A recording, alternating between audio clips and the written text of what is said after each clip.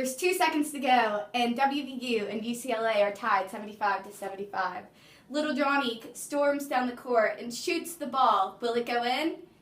Yay, he scored.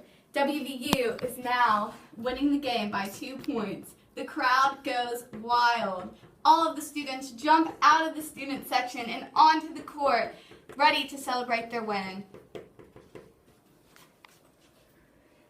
Little Sally walks away from the student section, sad.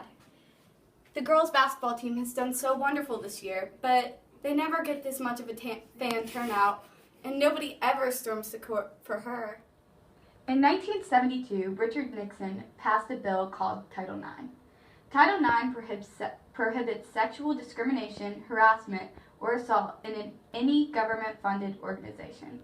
This will apply to all students and faculty. In 1972, when the bill was passed, only about 15% of students that were participating in sports were women. Since then, there has been a lot more equal opportunity for men and women. However, the support is not the same. Think about little Sally and little Johnny.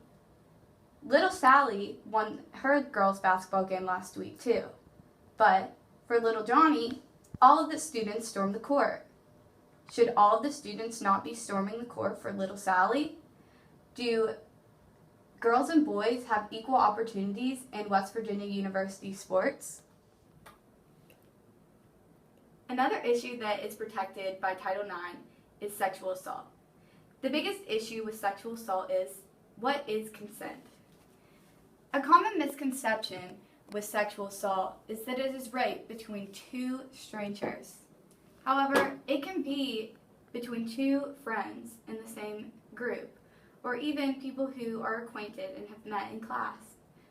This often happens when alcohol or drugs are involved. 2 people can go to bed thinking that they're on the same page, but when they wake up in the morning, they're in a whole different book.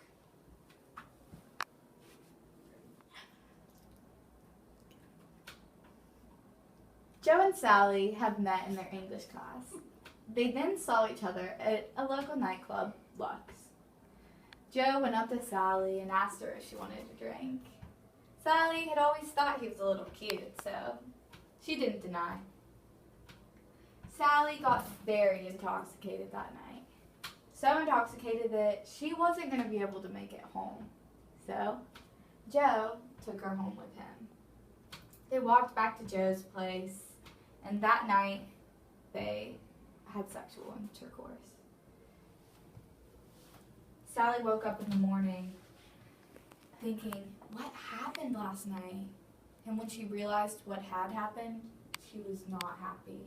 She was scared, she was sad, and overwhelmed with all of these feelings. How could Joe do this to her?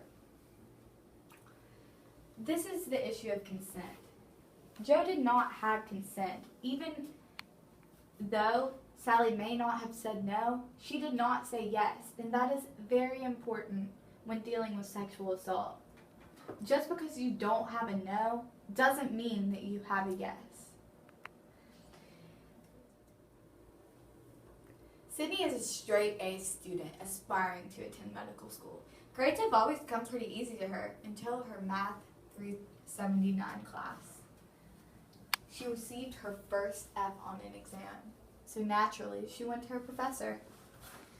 She went asking, what can I do? Is there any extra credit? Can you help me practice some problems? And he said, well, there is one way that you can get a better grade. And then winked at her, insinuating something that Sally did not like. She left the office furious, steam coming out of her ears. She didn't know what her next action would be, but she knew that she felt violated. 20% of women and 6.1% of men are victims of completed or attempted sexual assault while in college. It is West Virginia University's responsibility to investigate and address these situations. If you or a friend feel that you have been affected by a situation similar to one of the ones we have presented in this video, know that you are not alone and that there are many places that you can go to get help. Students can visit the Division of Diversity, Equity, and Inclusion located at 1085 Van Voorhees Road, Suite 250 in Morgantown, the Caruth Career Center, Ruby Memorial Hospital, or the police department to address this issue. West Virginia offers many programs that help fight against this and grievance counseling for student victims.